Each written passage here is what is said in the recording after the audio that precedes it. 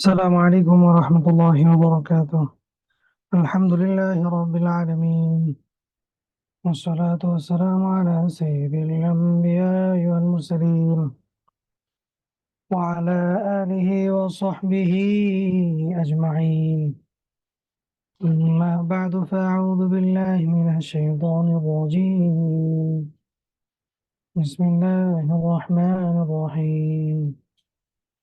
الله لا إله إلا هو الحي القيوم، لا تأخذه سنة ولا نوم، له ما في السماوات وما في الأرض.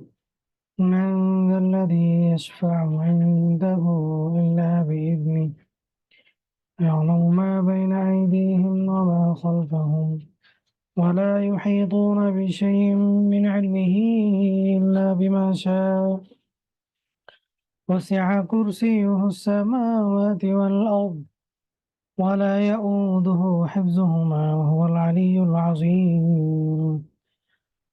صدق الله العظيم. اللهم صل على محمد النبي الأمي وعلى آله وسلم تسليما. আলহামদুলিল্লাহ, আল্লাহ রাব্বুল আলামিনের অশেষ মেহেরবানি ও দয়া যে আল্লাহ রাব্বুল আলামিন আমাদেরকে দ্বীনি দর্সে উপস্থিত হওয়ার তৌফিক দিয়েছেন, দ্বীনের সাথে দ্বীনের পথে লেগে থাকার তৌফিক দিয়েছেন। আলহামদুলিল্লাহ। আপনারা সবাই কেমন আছেন? পরিবারের সবাই কেমন আছেন? আলহামদুলিল্লাহ। আলহামদুলিল্লাহ, আল্লাহ তাআলা ভালো রেখেছেন। আপনি কেমন আছেন ওস্তাদ? আলহামদুলিল্লাহ।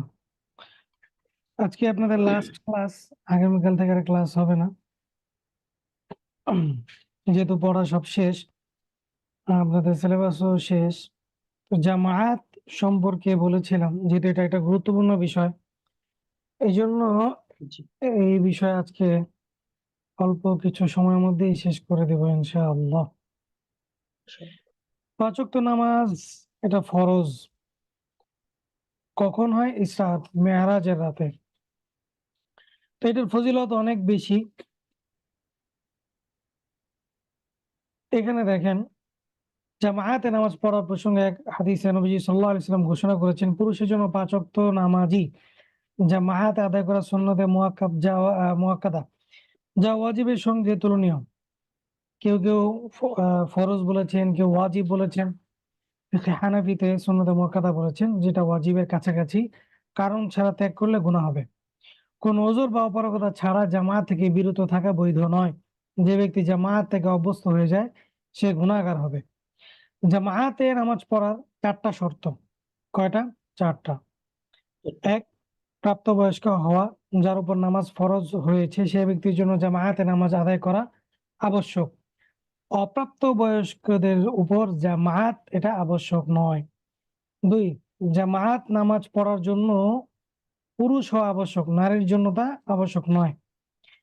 তিন, সুস্থ মস্তিষ্কের অধিকারী হওয়া, জ্ঞানবান হওয়া আবশ্যক। অজ্ঞান বা পাগল বা নেশাগ্রস্তদের জন্য জামায়াত আবশ্যক নয়।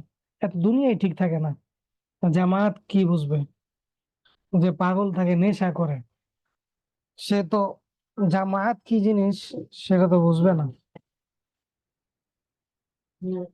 আচ্ছা, চার, যেসব অজর বা আপত্তির জন্য জামায়াত ছেড়ে দেওয়ার অনুমতি রয়েছে, সেসব অজর বা আপত্তি না থাকা।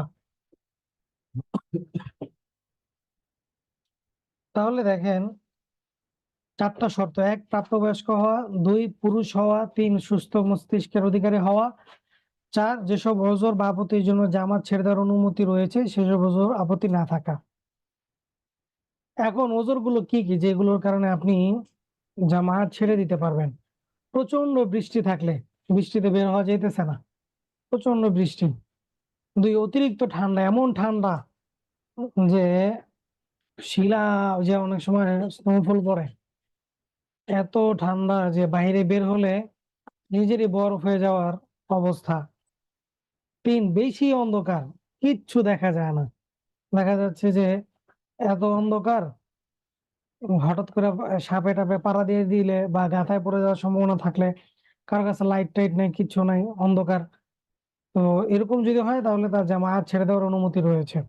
কিন্তু এখন তো মোবাইল আছে, মোবাইলে লাইট দিয়েও চলাফেরা করতে পারে, তো সেক্ষেত্রে অবশ্যই জামায়াতে নামাজ পড়তে হবে। মসজিদে যাওয়ার পথ ভীষণ কাদা বা ঝুঁকিপূর্ণ হলে, রাস্তাঘাটের এমন অবস্থা যে যেতে যেতে কাদা দিয়ে অবস্থা খারাপ হয়ে যাবে, অথবা ধরেন ঝুঁকিপূর্ণ একটা সাঁকো পাড়ি দিতে হবে, বৃষ্টি হওয়ার কারণে পানির স্রোতের অনেক বেশি, সাঁকোতে উঠলে সাঁকো যে কোনো সময় ধরেন ভেঙে পড়ে যেতে পারে। এরকম ঝুঁকিপূর্ণ হলে জামাত ছেড়ে দেওয়ার অনুমতি আছে। প্রচন্ড ঝড় হলে, ধরেন শিলাবৃষ্টি, প্রচন্ড বাতাস, এই অবস্থায় জামাত ছেড়ে দেওয়ার অনুমতি আছে। হেঁটে মসজিদে যেতে না পারার মতো অসুস্থ হলে, এমন অসুস্থ হেঁটে যাওয়া মসজিদে সম্ভব না, তো ওনার জন্য জামাত ছেড়ে দেওয়ার অনুমতি আছে। চলাচলে অক্ষম অর্থাৎ মুরব্বী, বয়স্ক, এরকম হলে মসজিদে না যাওয়ার, জামায়াতে না যাওয়ার অনুমতি আছে। দৃষ্টিহীনের সাহায্যকারী না থাকলে, এখানে পার্থক্যটা বুঝেন। এক হচ্ছে অন্ধ, তো তার সাহায্যকারী কেউ নাই, এজন্য তার জামায়াত ছেড়ে দেওয়ার অনুমতি আছে। কিন্তু যদি অন্ধ অন্ধ ব্যক্তির সাহায্যকারী থাকে, তাহলে অবশ্যই তাকে জামায়াতে নামাজ পড়তে হবে। পার্থক্যটা বুঝেছেন? জি। নয়, কেউ যদি এমন রোগীর সেবায় ব্যস্ত থাকে যে অনুপস্থিতিতে রোগীর ক্ষতি বা কষ্ট হবে, তাহলে তার জামায়াতে উপস্থিত হওয়া আবশ্যক নয়। যেমন ধরেন একজন রোগীকে স্যালাইন দিয়ে রাখছে বা ভীষণ অসুস্থ, মুহূর্তে মুহূর্তে তার প্রয়োজন হইতে পারে, অথবা দেখা যাচ্ছে যে সে উইঠা পাগলামি করতে পারে, অথবা তার হাতে যে স্যালাইনটা লাগানো আছে এগুলো ছিঁড়ে ফেলতে পারে। এরকম যদি সম্ভাবনা হয়, তাহলে সে জামায়াত ছেড়ে দিতে পারবে।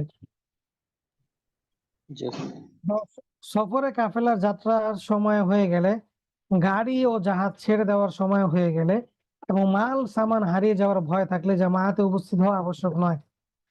কারণ সফরে কাফেলার যে যাত্রা, ধরেন আমরা এক কোথাও যাব, যাওয়ার ক্ষেত্রে দেখা যাচ্ছে যে 10 জন উপস্থিত হয়ে গেছে, তো তারা রওনা দিয়ে দিবে, এখন আমি জামাতে নামাজ যদি পড়তে যাই, তো সেক্ষেত্রে জামাত ছেড়ে দেওয়ার অনুমতি আছে।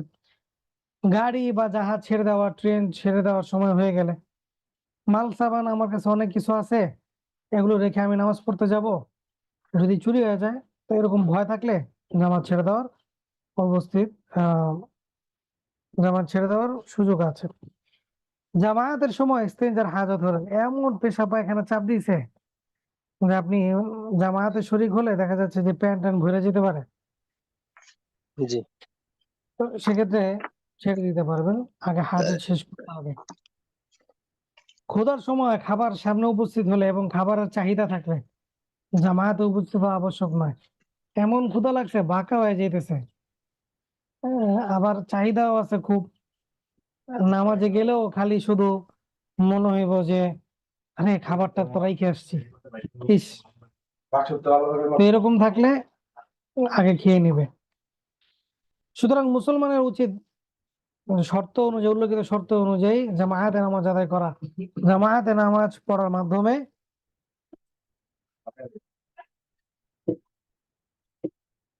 জামায়াতে নামাজ পড়ার মাধ্যমে 25 থেকে 27 গুণ বেশি সওয়াব পাওয়া যায়।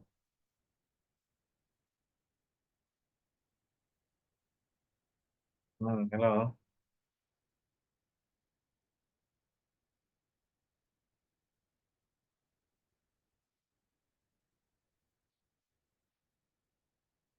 ঠিক আছে, দেখতেছি ওকে।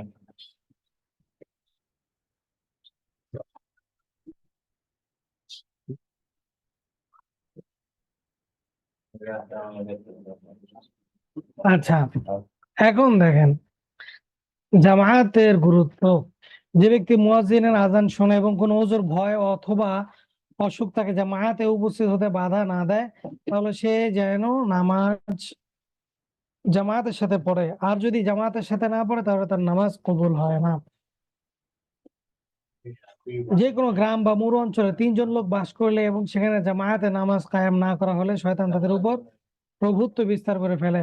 সুতরাং তোমরা জামায়াতবদ্ধ হও, অন্যথায় ছাগ পাগলের মধ্যে হতে নেকড়ে যে ছাগলটিকে ধরে খায়, যে পাল থেকে দূরে দূরে থাকে।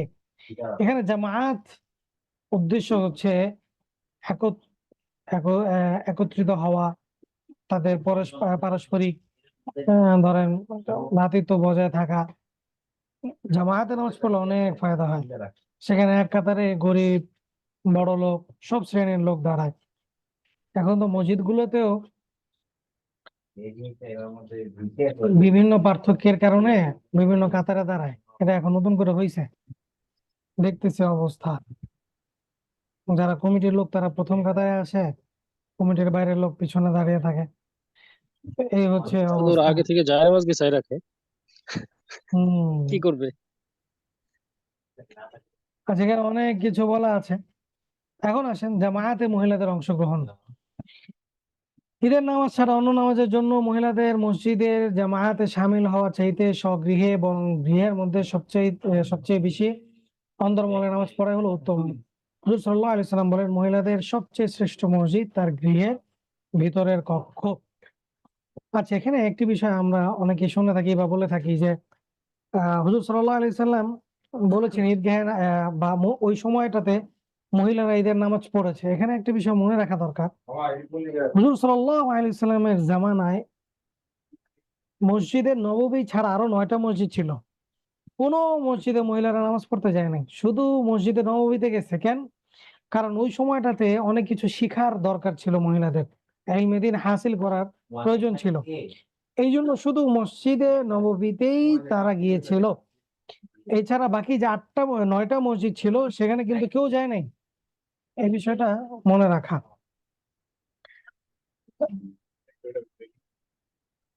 জামায়াতের এক রাকাত ইমামের সাথে পেলে জামায়াতের পূর্ণ ফজিলত পাওয়া যায়। হুজুর সাল্লাল্লাহু আলাইহি সাল্লাম বলেছেন, যে ব্যক্তি ইমামের সাথে এক রাকাত নামাজ পেয়ে গেল, সে নামাজ পেয়ে গেল, অর্থাৎ সে যে পুরো জামায়াতের সওয়াব পেয়ে গেল। তিনি বলেন, মহিলা স্বগৃহে থেকে তার রবের অধিক নিকটবর্তী থাকে।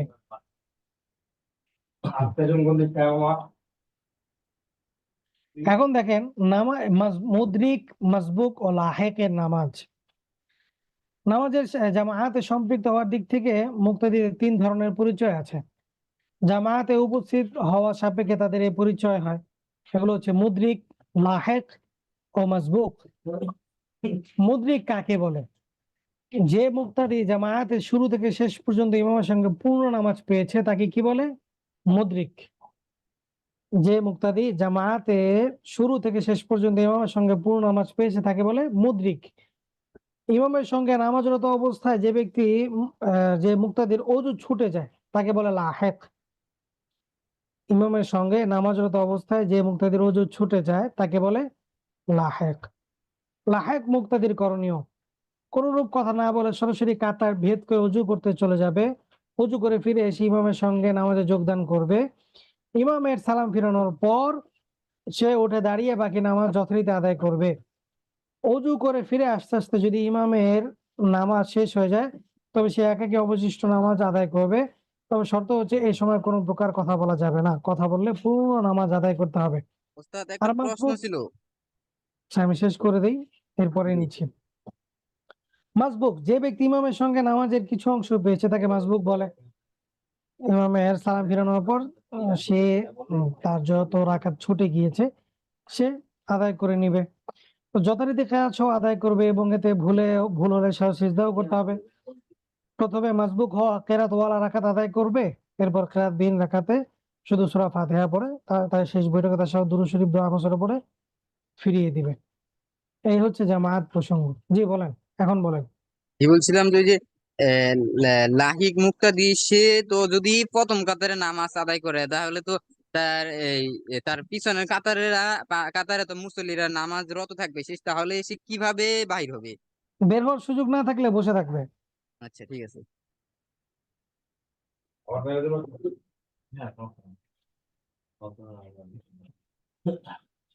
আচ্ছা, এটা হচ্ছে আপনাদের পড়ার সিলেবাসের বাইরে একটা অংশ। আমি পড়িয়েছি। এবং জামায়াত সম্পর্কে আমাদের অনেকেরই একটু দুর্বলতা কাজ করে আর কি।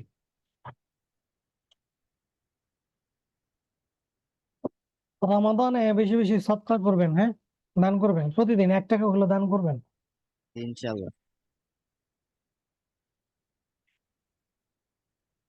আচ্ছা, সদকা নিয়ে সমস্যা না। আচ্ছা, সদকা নিয়ে অনেকের একটা সংশয় থাকে, সদকা আসলে কি জিনিস, এটা আমাদের একটা বোঝার বিষয়। আমাদেরকে খুব সুন্দর করে বুঝিয়েছিলেন আমাদের ওস্তাদ। সৈয়দ আহমদ পারানপুর রহিমাহুল্লাহ আমাদেরকে এই বিষয়টা খুব সুন্দর করে বুঝিয়েছিলেন। সাদকা হচ্ছে যে কোনো নেক কাজ, ভালো কাজ, এটাই হচ্ছে সাদকা। প্রথমত ধরেন আমি ইয়া করি। ভালো কথা বলা, এটাও সাদকা। ভালো কাজ করা, নেক সোজা কথা হচ্ছে নেক কাজ মানেই হচ্ছে সাদকা। পরিবারের ভরণ পোষণ, খরচ করা, এটাও সাদকা, অপচয় না।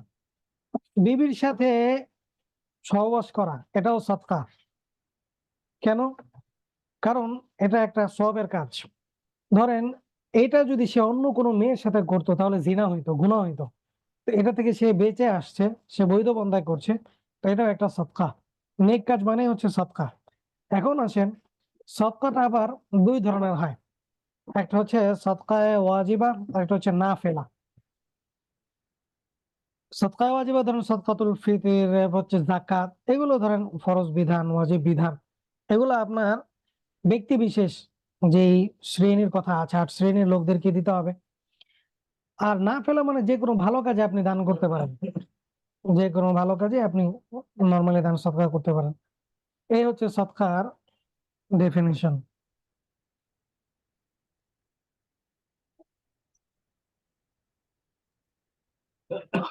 আসসালামু আলাইকুম। ওয়ালাইকুম আসসালাম। হুজুর, আমার একটু প্রশ্নটা হচ্ছে, আমি হচ্ছে না চার আসরের নামাজে এক রাকাত ছুটে যাওয়ার পরে গিয়ে জামাতে দাঁড়াইছি। তো ওই টাইমে এক রাকাত পড়ছি, পড়ার পরে আবার মানে ওযুটা ছুটে গেছে। সেক্ষেত্রে আমি যখন পরে আবার ওযু করে যখন আসছি তখন তো মানে জামাত শেষ। এখন আমি কয় রাকাত নামাজটা এক্সট্রা পড়তে হবে এখন আমার মানে আপনাকে এখন 2 পড়তে রাকাত হবে? পড়তে হবে। প্রথম রাকাতে কেরাত মিলাবেন, যেহেতু আপনি প্রথম রাকাতটা পান নাই। আর আপনি কি মানে ধরেন 1 রাকাত পেয়েছেন, এরপর আবার ছুটে গেছে, তার মানে আপনি 3 রাকাত পান নাই। আমি এক রাকাত পাই নাই, তারপরে এক রাকাত পড়ছি, পড়ার পরে 2 রাকাত হচ্ছে ওযু করার জন্য চলে গেছি। আচ্ছা, তাহলে আপনি 3 রাকাত পান নাই। তাহলে আপনি প্রথমে ওই 1 রাকাত পড়ে নেবেন, যেই প্রথম রাকাতটা আপনি পান নাই, প্রথম রাকাত পড়ে নেবেন। প্রথম রাকাত পড়ে আপনি বৈঠক করবেন। তাশাহুদ পড়বো। হ্যাঁ, এরপরে আপনি শেষের 2 রাকাত পড়ে নেবেন, শুধু সূরা ফাতিহা পড়ে বাস শেষ করে ফেলবেন। তাহলে তো ওস্তাদ এক্ষেত্রে আপনার হচ্ছে তাশাহুদটা 3 বার পড়া হবে না? হুম হুম হুম। অনেক বড় না। আরেকটা হুজুর কথা, এটা ওস্তাদ, সেটা হচ্ছে ওই যে বসার সময় অনেকে হচ্ছে আপনি যে এক পা ভাঁজ করে এক পা করে বসতে হয়। তো তারাবির নামাজ পড়ার সময় এইভাবে বসতে গেলে অনেক সময় আর কি একটু কষ্ট হয় আর কি। আমি যদি আমি 2 পাই ফেলেই করে বসি, ওটা কি কোনো সমস্যা হয়? সমস্যা নাই, সমস্যা নাই, কষ্ট হলে দরকার নাই। মানে ওইভাবে বসার চেয়ে আপনি 2 পাই করে দিলেই বেশি স্বাচ্ছন্দ্য হয় আমার জন্য। ওইটা অভ্যস্ত করবেন আস্তে আস্তে। বাকি যখন ব্যথা হয়ে যাবে পা, তখন আর ইয়া করবেন না, তখন এভাবে পড়ে ভালো, সমস্যা নেই, 2 পা বিছিয়ে দিয়ে। আচ্ছা, আসসালামু আলাইকুম। হুম। কালকে পিডিএফ এ সূরা নাস টেনে আজকে দিয়ে দিবে, সমস্যা নেই।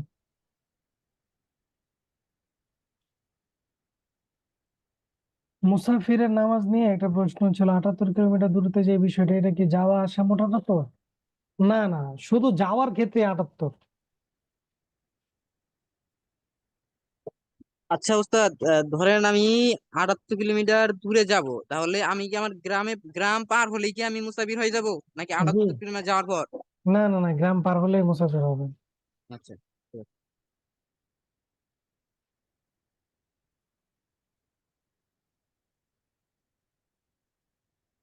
আল্লাহ আল্লাহ আল্লাহ।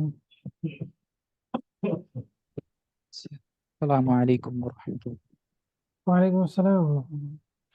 ওস্তাদ, একটা প্রশ্ন ছিল, সেটা হচ্ছে যে এই যে আহ বুকে হাত বাঁধা বা পেটের নিচে হাত বাঁধা, এই নিয়ে যে মানে হানাফি এবং যে আহলে হাদিস ভাইদের মধ্যে যে একটা হুম সমস্যা। হুম। তো এই ক্ষেত্রে আমি সার্টেনলি যদি আমি একটা মাযহাব ফলো করি, কারণ আমি হানাফি মাযহাব ফলো করি বা আমরা হানাফি মাযহাব ফলো করি, সেক্ষেত্রে আমি যদি কোনোভাবে আহ পেটের বা নাভির নিচের জায়গায় যদি হাত উঠে নাভির উপর দিকে উঠে যায়, সেক্ষেত্রে কি আমার মাযহাব ফলো করা না কারণে কি আমার নামাজ ছুটে যাওয়ার কোনো মানে না আশঙ্কা না আছে না কিনা, না, বা এটা এরকম? কোনো বিষয় না।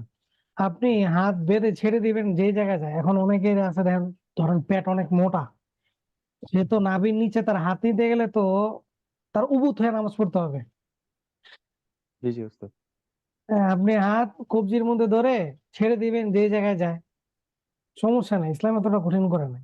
এর কারণে নামাজ না হবে না, বিষয়টা এমন না। না মানে আপনার যে অনেক কমফোর্ট, জি জি জি উস্তাদ, জি সমস্যা, উস্তাদ। কমফোর্ট যেখানে মনে হয়, বাস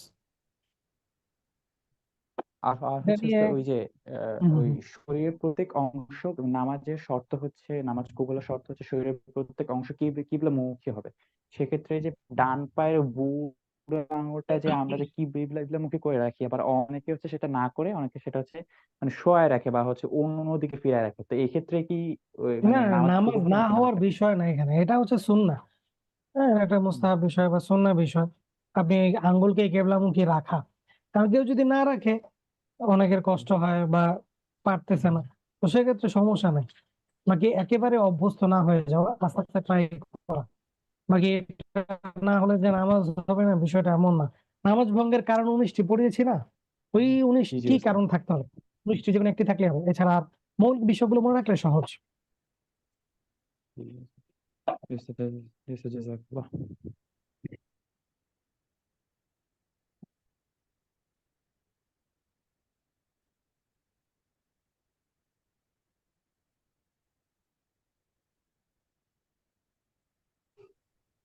আসসালামু আলাইকুম ওস্তাদ। ওয়ালাইকুম আসসালাম ওয়া রাহমাতুল্লাহ। ওস্তাদ, আমার আসলে প্রশ্নটা হচ্ছে যে আমাদের আহলে হাদিস ভাইদের ভিতরে আর হানাফি মাযহাবের ভিতরে যে এই যে পুরুষ এবং নারীর সালাতে যে পার্থক্যটা, আহলে হাদিস ভাইরা তো কোনো পার্থক্য করে না আরকি। কিন্তু হানাফি মাযহাবে তো অনেক পার্থক্য দেখা যায়। আমরা দেখি আমাদের মহিলারা অনেক পুরুষদের চাইতে অন্যরকম ভাবে সালাত দেয়। এই বিষয়ে আপনি কি বলবেন? এই বিষয়ে মানে আমরা দেখি হাদিস কোরআনে কি এরকম কোনো পার্থক্য পাওয়া যায় নাকি? এরকম। হাদিসে যে শব্দটা আসছে, সল্লু কামা রাআইতুমুনি উসাল্লি, Yes. যদি আপনি গ্রামার দেখেন, সল্লু শব্দটা আসে জমা মুজাক্কার হাজির, পুরুষের ক্ষেত্রে সল্লু। Yes. তার মানে তোমরা সালাত আদায় করো, কামা রাআইতুমুনি, যেভাবে তোমরা আমাকে দেখো, উসাল্লি, আমি যেভাবে নামাজ পড়ি। এখানে সল্লু শব্দ দ্বারা পুরুষদেরকে বোঝানোর উদ্দেশ্য, পুরুষরা এইভাবে পড়বে। এখন বিষয়টা হচ্ছে এটা নিয়ে যে যত দ্বন্দ্ব, যে পুরুষরা এইভাবে পড়বে, মহিলারা এইভাবে পড়বে, আমি ব্যক্তিগতভাবে ধরেন পুরুষ মহিলা আলাদা, এটা সাপোর্ট করি। হ্যাঁ, এটা হওয়া দরকার, তাহলে সবগুলো হাদিসের উপর আমল হয়। এখন যদি কেউ পুরুষরা যেভাবে পড়ে, মহিলারা যদি কেউ এভাবে পড়ে, পড়ুক না, তার নামাজ হবে না, বিষয়টা তো এমন না। এখানে হুম। হারাম হালালের মাসালা না, এখানে হচ্ছে ওইটা ওনারা সুন্নত মনে করেন, আর ফিকহে হানাফি যারা, এটা ওনারা সুন্নত মনে করেন। এখানে আলা সুন্নত আর জায়েজের মধ্যে পার্থক্য, হালাল হারামের মধ্যে পার্থক্য না। জি। তাহলে আলা সুন্নতটা আমরা কোনটাকে ধরবো আর কি? পার্থক্য যেটা, সেটাকে ধরবেন। জি আচ্ছা। তাদের আগমন, শুভেচ্ছায় স্বাগতম, দুঃসংবাদে দ্বিতীয় 2 বছর দিন যদি বাড়াই দেন না কমাই দেন না তখন এত বাড়ায় নাই। আল্লাহ, ঠিক আছে। আজকে যেহেতু সময়, আজকে ক্লাসের ছিল না, জামায়াত সংক্রান্ত বিষয়ের জন্য ক্লাস করিয়ে করালাম আপনাদেরকে। তো যাই হোক, যে যেখানেই থাকেন, যেভাবেই থাকেন, সবাই সবার জন্য দোয়া করবেন, আর আমার জন্য দোয়া করবেন। আর অবশ্যই মান্ডা মুগদাতে আসলে যোগাযোগ করবেন, সাদা মাছ করবেন, দেখা করবেন। আপনি লাগে উস্তাদ, আপনার নামটা জানতে পারি আমার উস্তাদ? নাম আরমান, মোহাম্মদ আরমান হোসেন। উস্তাদ, আপনি কি গেট টুগেদারে আসছিলেন এই বছর? হ্যাঁ, আসছিলাম তো। আচ্ছা আচ্ছা, না উস্তাদ, না আমি আমি আমি আমি হচ্ছে আমি হচ্ছে 23-9 ব্যাচের ইনঅ্যাক্টিভ সিয়ার, তো আমিও উপস্থিত ছিলাম। তো আপনাকে দেখে এসেছি বলে নাম শুনেছি বলে মনে হয় না উস্তাদ, এই জন্য জিজ্ঞেস করা। আপনি গিয়েছেন কয়টায়? ওস্তাদ আমি 8টা থেকে প্রোগ্রামে উপস্থিত ছিলাম ওস্তাদ। আমাকে দেখেন নাই? না ওস্তাদ আমি মানে কিনে বলতে পারি না এমন অনেকটা। একজন এটা আপনারা একজন পরিচয় দিয়েছিল না, মামুন সাহেবের সাথে বসা ছিল, একটু মোটা করে, জি জি ঢাকার পরিচয় দিয়েছিল। আমি সেই আজ থেকে কি ক্লাস শেষ? হ্যাঁ ক্লাস শেষ, আপনাদেরকে নোটিশে জানিয়ে দেওয়া হবে।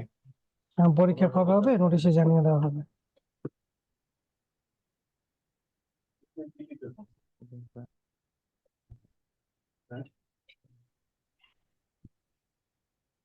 ঠিক আছে। সুবহানাল্লাহ ওয়া বিহামদিহি সুবহানাকাল্লাহুম্মা ওয়া বিহামদিক আশহাদু আল্লা ইলাহা ইল্লা আনতা আস্তাগফিরুকা ওয়া আতুবু ইলাইক। আসসালামু আলাইকুম ওয়া রাহমাতুল্লাহ। ওয়ালাইকুম আসসালাম ওয়া রাহমাতুল্লাহি ওয়া বারাকাতুহু।